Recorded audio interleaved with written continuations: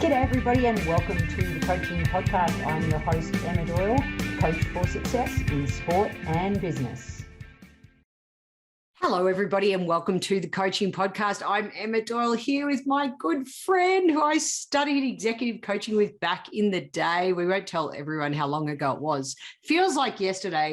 Jen Brice, welcome to the Coaching Podcast. Thanks, Emma. Thanks for having me. Yes, you are an absolute dynamite on so many levels, done so many different things with your career. So I'd love to have a chat about that and a bit of an extended chat about where you're at now after we do our formal coaching question. So the first question is anchovies on a pizza. You either love it or you strongly dislike them. Strongly dislike. Strongly dislike. Yes. So it's a break pattern question, as you would appreciate off the bat here.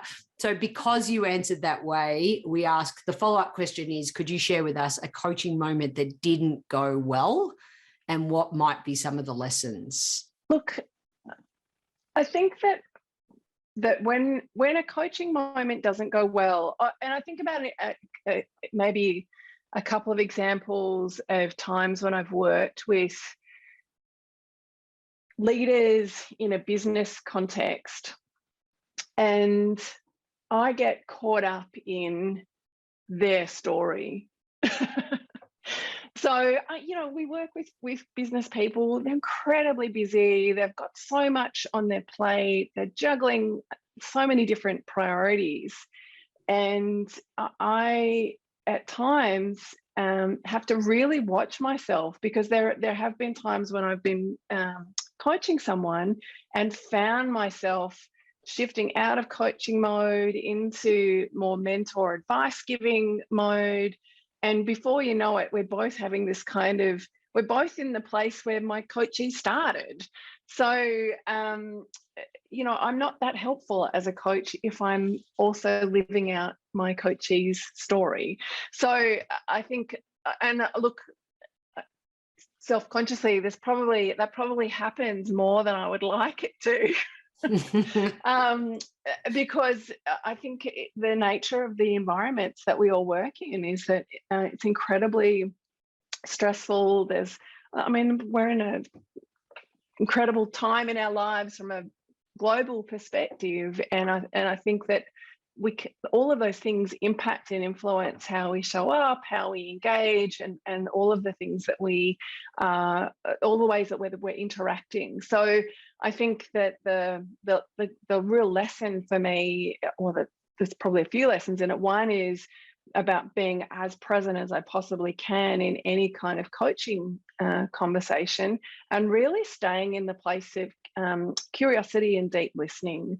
So holding on to that position that you have, that really beautiful privileged position that you have as a coach, of really just being outside of the situation, so that you are in a place of being able to ask some really open, creative, curious questions that help to create shifts for the people that we're working with. Yeah, we're well said. We're in the people business, aren't we? And treading that line with the relationships and the story versus coaching is Yes. I love that. Thanks, Jen. The flip side then is, can you share with us a really great coaching moment and what was the lesson? Really, when I think about great coaching moments, it just, I immediately go to my heart, and I feel it, again, it's just such a privilege to be present and work with people to create change. So I had a couple of really great coaching conversations just last week, but the one that stands out for me was an experience of working with a business owner, so someone that has started up a small business, and it had got to a point where she was really ready to take the next step. And so really just kind of working through with her what that vision was, what that looked like, and what that would feel like for her, and really getting her to kind of step into a sense of expansion and a sense of possibility of what what's next for her, and her elation, I think, at, as we kind of came towards the end of the session, and I was, really asking her, what was some of the insights? What are you taking away from this conversation?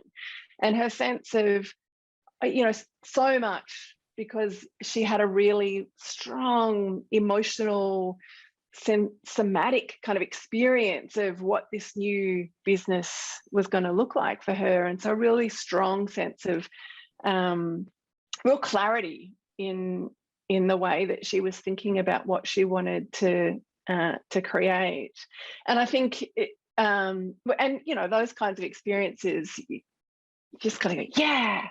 It's such a great such an awesome experience. And it's why really I love coaching so much, is to see that really tangible shift, or that really tangible change, or the insights that people get from just thinking about things a little bit differently, and also giving themselves permission to think big, to dream big, to step into possibility. But again, when I think about the lessons from that, it's, for me, it's always about trusting my instinct in the moment, really trusting many years of experience of having these kinds of conversations, and being present, being as present as I possibly can. One of the questions that I love to, or one of the ways I love to help people get present for coaching conversations, is to get them to do a couple of deep breaths, and get them to really invite the best version of who they are into the conversation. We have so many different versions of ourselves, but we want to, when we're thinking about what we want to create for ourselves or a change, we want to bring our A game. We want to bring the very best version of who we are, the part of ourselves that knows that we have enormous potential. So it's some of those kinds of things that really help me to be present, helps me to really anchor in as well, that I know this is my work in the world. I know this is what I'm here to do. So it feels very purposeful. Connecting to all of that, it enables me to be in the best place for whoever I'm working with. And yeah, it's lovely to hear at the end of a session the shifts and changes that happen for someone else as part of that process. And I love that connection with the emotion of the vision of who they who they want to be, because that's when people take action, isn't it? Yes. Yeah, that emotion causes that ability for someone to take a step into being more courageous, into that, the next self, or that's awesome. I love that. Yeah. And the next question is the sliding doors question.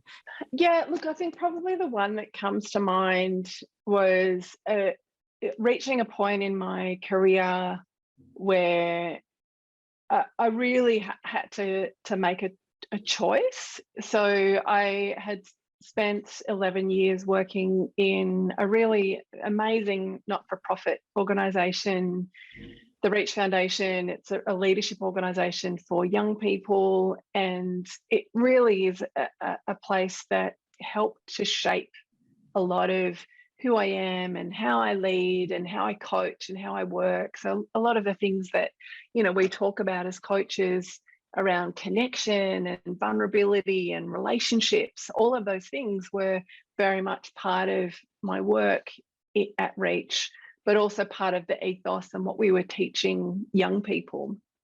So it was a really amazing organisation, and I worked my way up and went from doing more sort of therapeutic work with young people into learning and development, and then ended up leading managing. So I was a general manager of the operations of the business. So it was quite a, I remember really distinctly when the CEO at the time said to me, I want to offer you this opportunity. I was like, really?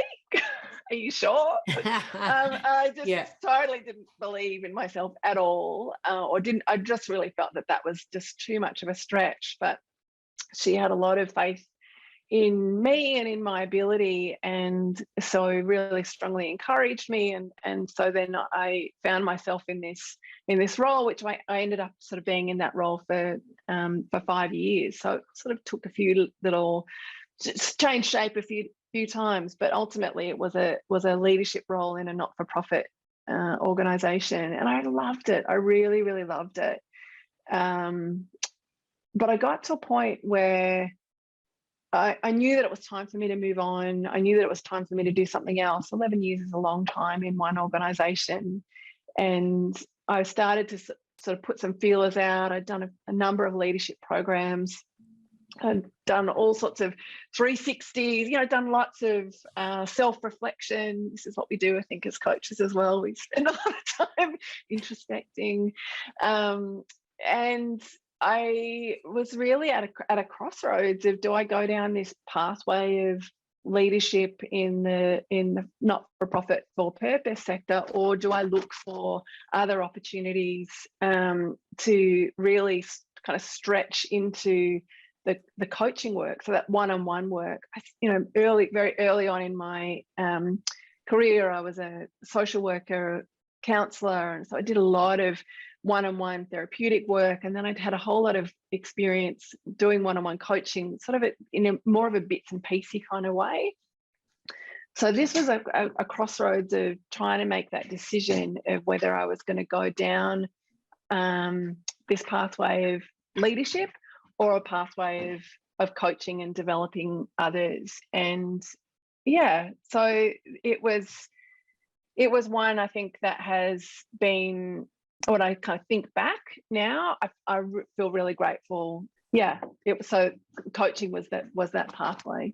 Yeah, fantastic. And a lot of your work even today, and we'll touch on that a little bit more when we've finished the official questions, but is in the leadership space as well. So it's interesting, isn't it, that you made the choice of doing what you know is true to your heart, that then has unfolded all this work around leadership. So it's kind of ended up weaving together. Really, I had a coaching had a coaching practice for a short period of time on coaching women returning to work, which was really awesome. It was a really great experience, and it was very relevant for me. I had young children, and I fairly recently returned to work, so I could really relate to that. But I think that this combination of the understanding, I guess really the appreciation and the empathy that I have for leaders and their experience, and being able to combine that then with the coaching skills, is kind of like, oh yeah, this feels like my place. I feel like this is the sweet spot, I guess, of where I want to be, and where I think I can add the most value. Yeah, thanks for bringing some tennis analogy in there for our tennis coaches online. The sweet spot. Love that. We're all always looking for the sweet spot. In 1 to a maximum of 3 words, and I know I have asked you this question before because you are in the book. Let's see if your answer is still the same as what it was. What makes a great coach? Like standout number 1 is ability to listen. I think, definitely is listening.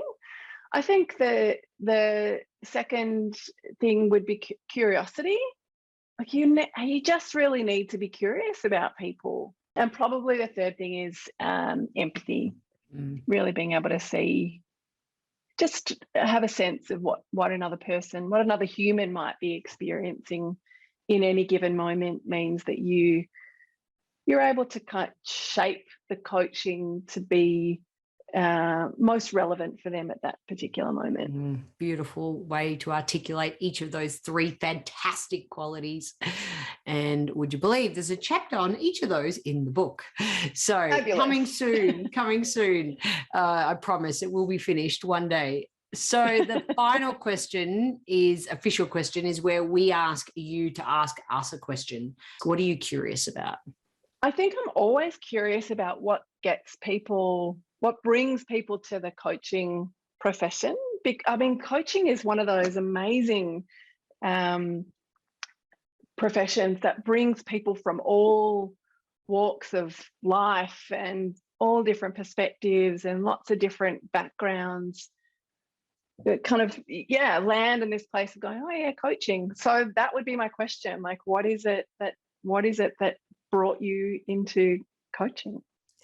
And on that note, it would be great just for even us to let the listeners know how we know each other, because what brought us into that one room on that very special occasion when we all studied through Open Door Coaching, that the unique souls that brought, we all were there for different reasons, but brought us into that one room. I mean, we're talking about 2006, and we still catch up a couple of times a year. That's pretty crazy. There's not many courses. I've done plenty of courses like you, Jen, I'm doing personal development, leadership courses all the time, always trying to better myself and learn and be curious. But we have a really unique, special bond with Erina, Anna, Helen, Marissa, and yourself and I.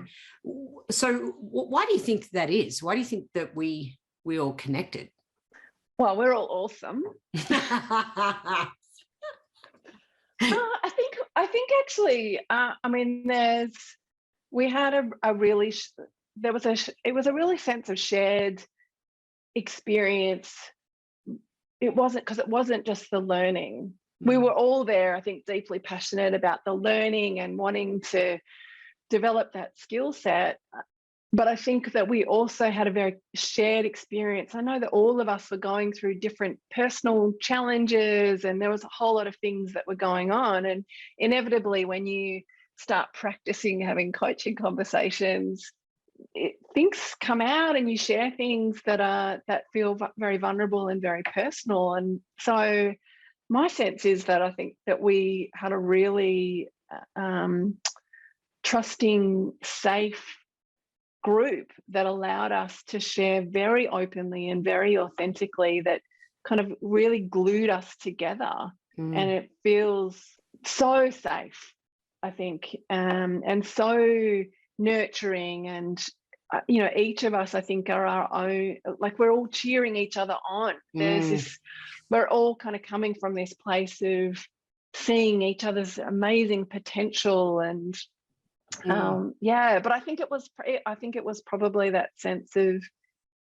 safety and connection through pretty deep conversations, probably on day one. And it's interesting how even with Natalie Ashdown coming back into my life, not that I ever lost contact, but we certainly caught up maybe once every couple of years, and then for her to help me with the book, collaborate on that, and now have the opportunity to run the Open Door Coach. It really does feel like full circle for me right now, which is kind of cool. I'll be offering as I was telling you earlier, the certificates in high performance workplace coaching certification here in the US, as recognized by the ICF, the International Coaches Federation. So I'm really looking forward to that. And I'd love to also share with all our listeners the intention exercise that I did in taking a deeper dive into some of the work that you're doing, which is sort of where I want to pivot now.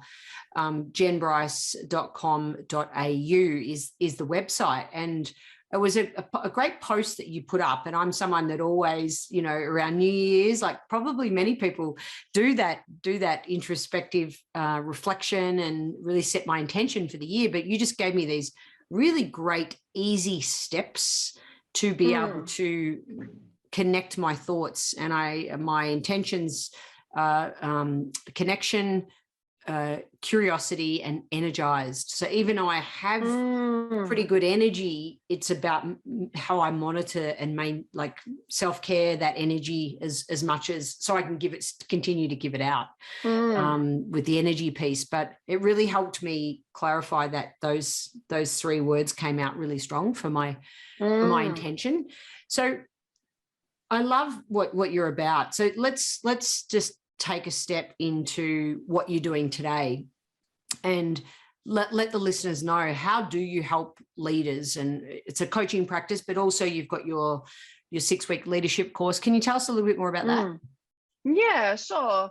So I've got an online leadership program called Elevate, Leadership by Design, and it's really it's a great program for people that are wanting to almost just connect to who they are as a leader. So I've had people do it that are very early on in their leadership journey, as well as people that are actually quite experienced leaders and kind of everything in between. And it's a program that is about just having that reflection on what are those pivotal moments, what are the things that have established who we are as leaders and how we want to show up, what are our strengths, what are the things that we value, and how do we bring that then into our leadership on a day-to-day basis. There's elements around our emotional, we were talking before about that sort of emotional experience. Our emotions can really serve us and help us to make really positive steps towards creating change, but also our emotions can sabotage and take us down a pathway that doesn't necessarily serve us. And I think that this is often, as I was saying before, that the experience of leaders is there's so much going on. There's incredibly challenging environment that we ask leaders to operate in. And so having that sense of emotional awareness is really important to be able to almost sort of step outside of situations or decisions to be able to reflect on them in a way that's going to be as purposeful and, like moving towards something rather than kind of reacting or coming from that sort of sense of fear. So purpose-led rather than fear-led. So all of those kinds of things I think are really important for leadership, particularly right now in the environment that many of our leaders are operating in. So it's a 6-week program. It's a combination of some video content and some reflection exercises, and then we have a weekly live conversation. So it's a really beautiful conversation where we come together and just really talk through what are the insights that you're getting, what are you noticing, how are you starting to apply that in your environment. And I have lots of resources and articles and books and that kind of thing that that people can spend many months afterwards reflecting on, reviewing and thinking about. And the idea is that I mean, we don't kind of just do, you and I both know this, you don't just do kind of a program and then it's like, all right, leadership, that's done. It's a constant journey, it's a constant journey of reflection and really just reviewing, learning, attending to, I love those questions that you asked earlier around coaching moments that went well or didn't go well, and what was the learning that you take from them. And I think that we need to be really thinking like that all the time. Like, what are the insights that we're getting from our experiences? And I think the other thing is, how do we combine that with a sense of self-compassion? So we need compassion for others, but we mostly need compassion for ourselves. And I think that a lot of leaders that I work with are very hard on themselves. And I wonder a little, if when we invite in a little bit more self-compassion, what does that open up and how does that help the kind of decisions that we need to make, or the sorts of challenges that we're faced with? How does that maybe make some of those challenges a little bit easier, a little bit, be a little bit less invested in them? Anyway, I feel like I've gone off on a massive tangent there. Oh, I like that. Self-compassion. I love that. No, because it's true. If we don't put our own oxygen mask on first, it's what I was saying with my energy. It was a real insight with people. Emma, you've got so much energy. And yeah, that's true. I do. But if I don't actually nurture it and take care of it, then it's not showing up in the best way that it could. So I love that. I think that's very, very relevant for coaches. So could you unpack a little bit more about what do you see as the biggest challenges facing leaders moving into 2022? Limiting the stuff that they do. Tell me more. Tell me more. Well, I think that the work that I do with leaders, what I often see is that there's so much on their plate. And when we are just doing, there's no space for thinking. There's no space for considering, being curious, creating. I think that the intentionally creating space for reflecting, for thinking, for all of those things is such an important part of being a leader. Otherwise, we kind of spend a whole lot of time in that almost like reaction space where we're responding. And it's not just, I think probably one of the biggest challenges for leaders is leading others. So, it's not just about the work or the getting the project completed or making sure things are happening. Often what's a challenge in all of that is leading people. And we are, coming into year 3 of a pandemic. So the community more broadly are tired, scared, overwhelmed, what's happening, how safe is my job? Like there's a whole lot of protective behaviors that start to come out, I think, when people feel afraid, and leaders are at the front line of having to navigate through that. So to bring empathy and compassion, but they're also on the, they need to get stuff done. Mm-hmm. So, how do you kind of navigate that, or how do you wrestle with that challenge of wanting to look out for people, but still needing to make progress? So for me, it comes back to, firstly, that sort of sense of self-compassion, but it's also really proactively creating space away from your desk. This is the other thing I think that's happened, is that we're now all, really, a lot of us are working on computers. Our focus is narrowed. So we start, I think what's an inevitable kind of impact of that is that we also then kind of narrow our thinking.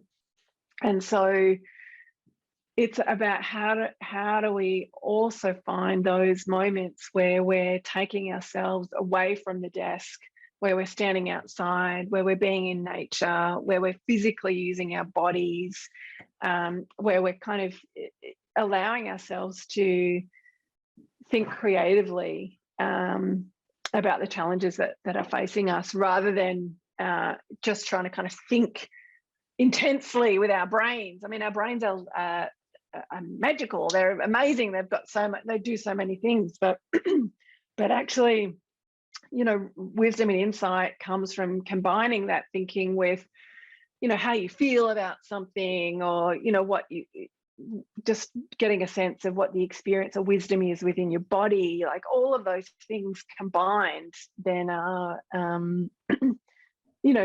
create more possibility, more opportunity.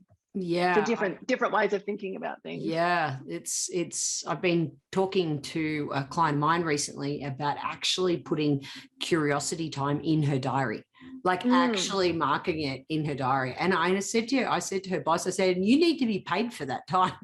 Yeah, that's when, as you said, insights and different ideas can come to the surface. And I loved your post recently as well on your bike. I know. Cycling, getting back in touch with cycling, and another way to just activate the brain when you're riding along.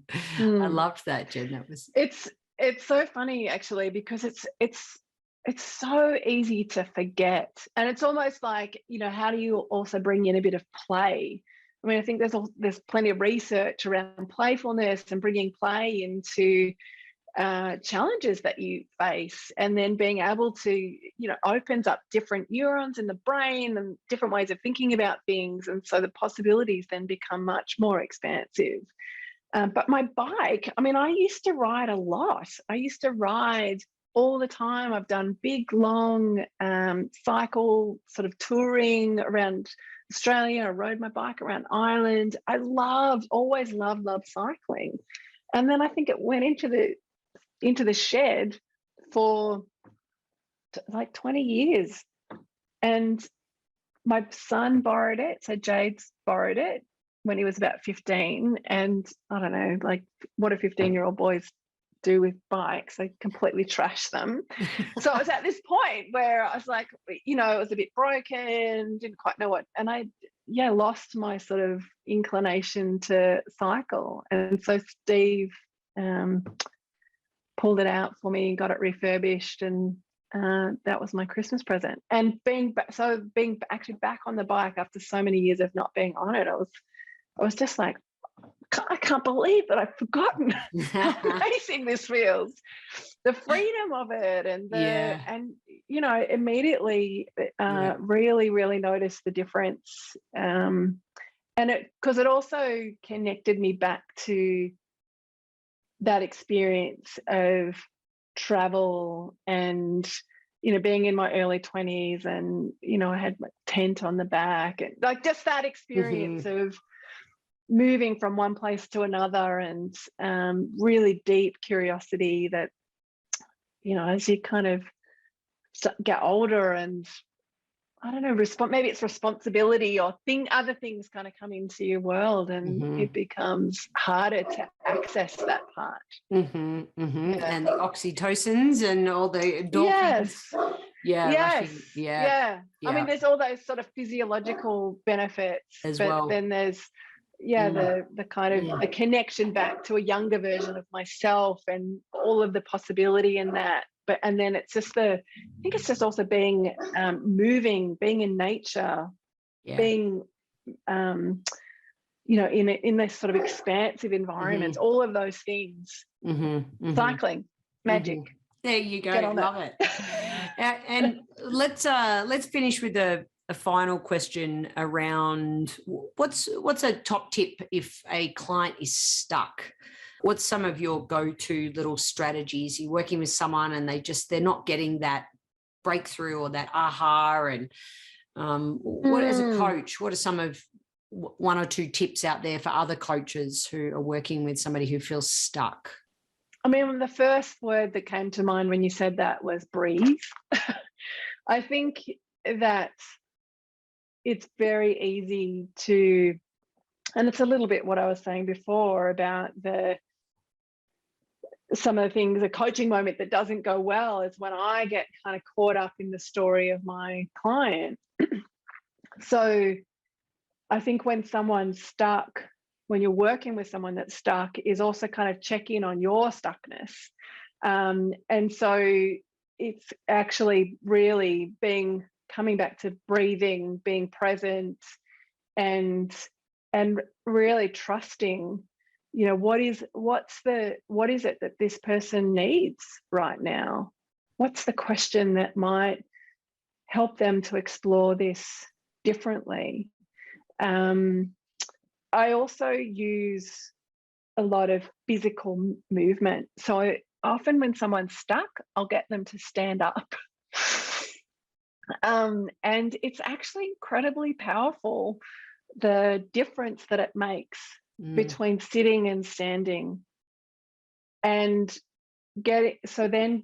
using that experience to explore, what does that feel like? What feels different about that? And so really kind of shifting, using the physical positioning, I guess, of my client to change the perspective on what they have of the situation that they're facing into. Fantastic. Well, I feel like standing and looking at the world through a different perspective.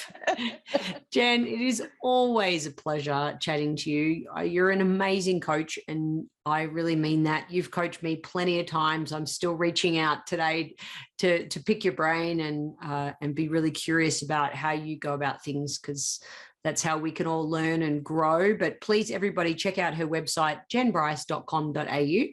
And that intention exercise, it's a free exercise. You just pop in your email, and also her newsletter and insights is wonderful. So I can't recommend it enough to everyone out there. And Jen, thank you for being you and being a coach.